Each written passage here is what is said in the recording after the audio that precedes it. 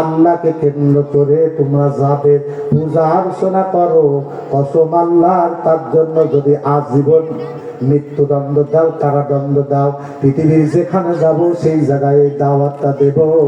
আল্লাহ সত্য, আল্লাহ বাদে পৃথিবীর মানুষ যাদেরকে ডাকে সব হলো মিথ্যা। জোরে বলেন আল্লাহ সত্য, জোরে বলেন আল্লাহ। হ্যাঁ, সবাই চিৎকার দিয়ে বলেন, বলেন আল্লাহ, জোরে বলেন আল্লাহ।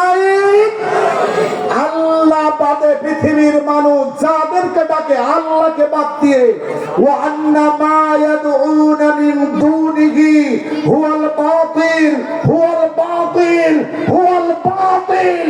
যদি আগুনে পুড়িয়ে ছারখার করে দেয় জাহাঙ্গীরকে, তাও বলবে বাতিল। যদি কেটে টুকরো টুকরো করে দেয় জাহাঙ্গীর, তাও বলবে বাতিল।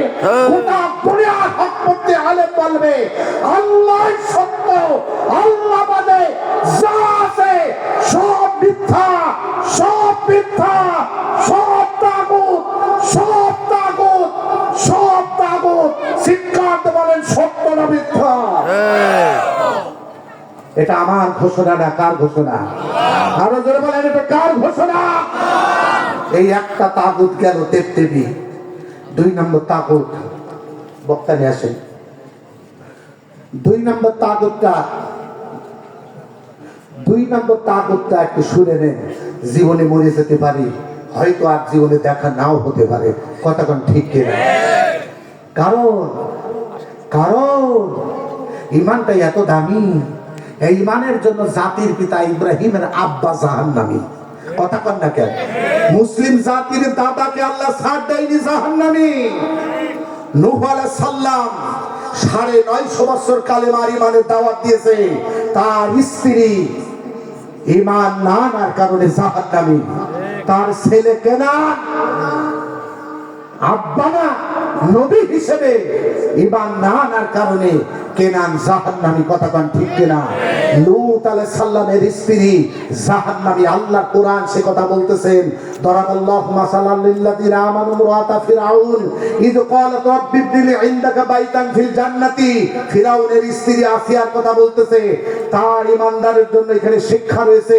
ফিরআউনের স্ত্রী হওয়ার পরেও ফিরআউন বিশ্ব বিখ্যাত ক্ষুধাদ্রোহী কাফের, তার স্ত্রী ইমানের কারণে দাবি হয়ে সে হয়ে গেছে জান্নাতি। কথা কান ঠিক কিনা? সে আল্লাহর কাছে ডেকে বলেছে, রব্বি ইবনিলি ইনদাকা বাইতান ফিল জান্নাতি, হে আমার প্রতিপালক, আমি আপনার প্রতি ঈমান এনেছি, আপনার আরশের পাশে আমার জন্য একটি ঘর বানিয়ে দেন। শিক্ষা পড়ে সুবহানাল্লাহ। আবার আল্লাহ বলতেছেন, দরাবাল্লাহু মাসালাল লিল্লাযিনা কাফারু ইমরাতা নূহি ওয়া ইমরাতা লূত কানাত তাহতা আবদাইনি মিন ইবাদিনা সালিহিন ফাখানাতুহুমা ফালাম ইয়াগনি আনহুমা মিনাল্লাহি শাইআ ওয়া কিলা দুখুলান নার মা'আদ দাখিলিন। আল্লাহ পাক বলতেছে, দৃষ্টান্ত রয়েছে লূত আর নূহ আলাইহিস সালামের স্ত্রীর প্রতি। তারা দুইজন আমার সৎ পয়গম্বরে, আমার দুইজন সলিহিন বান্দার স্ত্রী হওয়ার পরও ঈমান আনায় না করার কারণে নবীর পরিচয় তাদেরকে জান্নাতের ব্যবস্থা করতে পারেনি। কথা কোন ঠিক কিনা? ঠিক তেমনি ভাবে বন্ধুগণ আমার, খাজা আবু তালিবের কথাটা আল্লাহ কিয়ামত পর্যন্ত দুনিয়ার সমস্ত মানুষের জন্য ঈমানের দাম বুঝানোর জন্য আল্লাহ দৃষ্টান্ত করে রেখেছেন। শিক্ষাতে বলেন না আল্লাহু আকবার। সেখানে এই কথাই বলতেছে।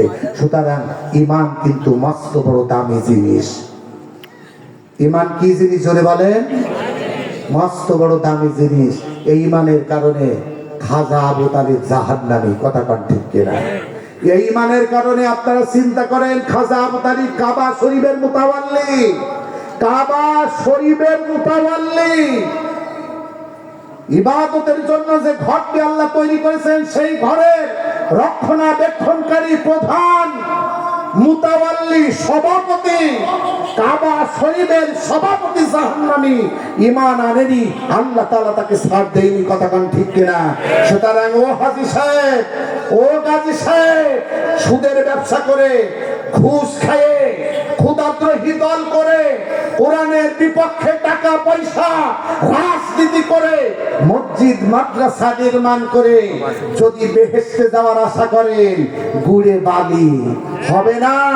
তাওহীদ গ্রহণ করতে হবে, কথা কান ঠিক কিনা? তাগুত মুক্ত হতে হবে। আল্লাহ রাব্বুল আলামিন আমাদের জিন্দেগি